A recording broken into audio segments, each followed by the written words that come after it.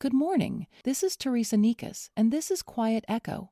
Aisha closed last week with a question. She asked what you let go of without noticing. I spent the weekend sitting with it, and I found a story I need to tell you. Not because it made the headlines, because it did not. A librarian in rural Maryland has not received a new book in months. She works in a library inside a community center on the Eastern Shore. There is a corner for children, a row of computers, a shelf marked new releases. The shelf has not changed since September. The company delivering her books was called Baker and Amp Taylor. You have never heard of it. Most Americans have not. Baker and Amp Taylor was founded in 1828. For nearly 200 years, it did one thing. It got books from the people who write them to the shelves where the people who need them can find them for free. More than 5,000 libraries, small towns, rural counties, neighborhoods where the library is the last public building still open. Baker and Amp Taylor is gone. It shut down at the beginning of this year, and the story of how it died is not a business story. It is a purpose story, and it belongs in Cedar Valley. Here is what happened on the surface.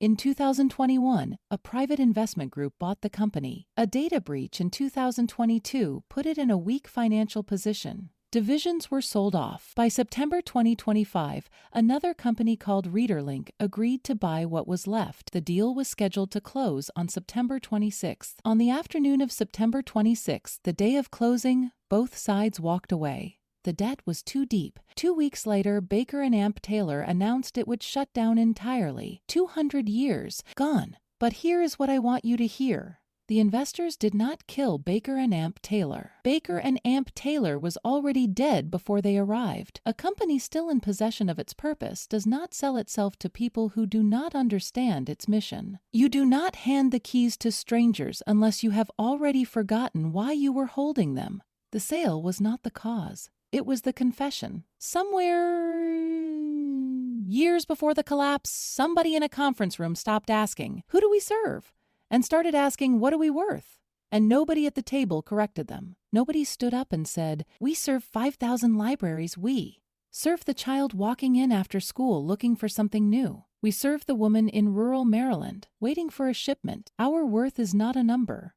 Our worth is the next book on the next shelf for the next reader who cannot afford to buy it." Nobody said it, and the company drifted, one meeting at a time, one quarter at a time, one shortcut at a time, until the day somebody offered to buy them and they said yes, because they no longer remembered why they would say no. Lars Olson understands this.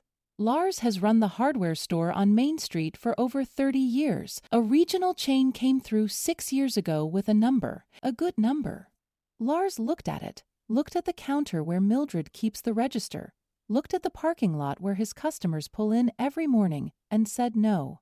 Not because the number was wrong, because the question was wrong. The question was, what is your store worth? Lars did not answer the question. He replaced it. Who depends on me tomorrow morning? The answer was not a number. It was a list of names, and Lars is still behind the counter. Now 5,000 libraries are scrambling. Most are setting up accounts with Ingram, the only major distributor left. One company where there used to be two. The pipeline from publisher to shelf is a single lane now. And the small town librarians are doing what small town people always do. Adjusting, improvising, serving the reader who walks through the door whether the new books arrived or not. This happened while nobody was watching. At the same time, the Librarian of Congress was fired last year in a 2-sentence email. The only federal agency devoted to funding public libraries was targeted for dismantling.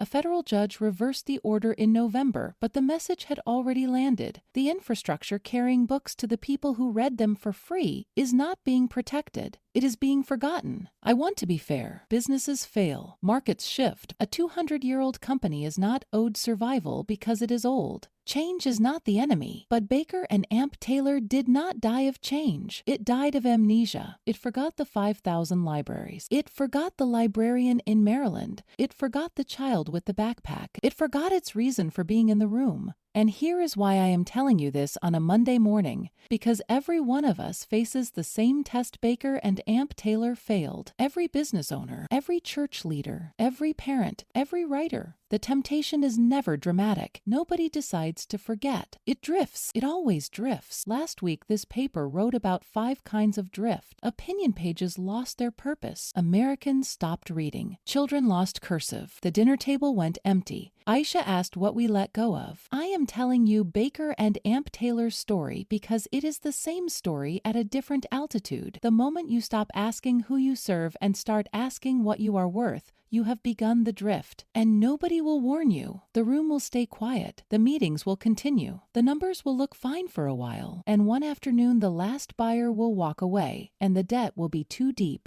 and the lights will go out. Parents tell children a simple thing before they walk out the door. Remember who you are. It does not mean remember your name. It means remember what you stand for. Remember who depends on you. Remember the promise you made by existing. The next time someone asks what your business is worth, check your first instinct. If the answer is a number, you have already started to forget. If the answer is a name, a customer, a neighbor, a family counting on you, you still remember. And when you leave the house tomorrow morning, remember who you are. This is Teresa Nikas. George Kahn is here tomorrow with Community Voices. I will see you next Monday. This podcast is part of the fictional Cedar Valley news series, written by Evan Swenson, publisher, Publication Consultants, and Claude Marshall, AI developmental editor. While the people in town are fictional, the national events they reflect on are real. Why do words matter? Because they change lives when someone reads them. Discover why purpose is the foundation of every sentence worth writing in The Power of Authors by Evan and Lois Swenson. Available on Amazon.